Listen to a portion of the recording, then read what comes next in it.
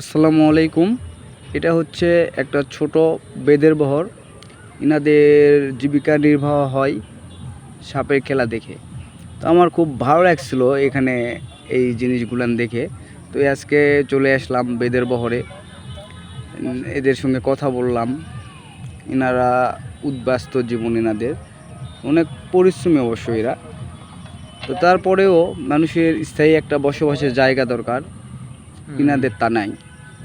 ইনারা যেখানে রাত সেখানেই ক্যাত, এইরকম একটা অবস্থা।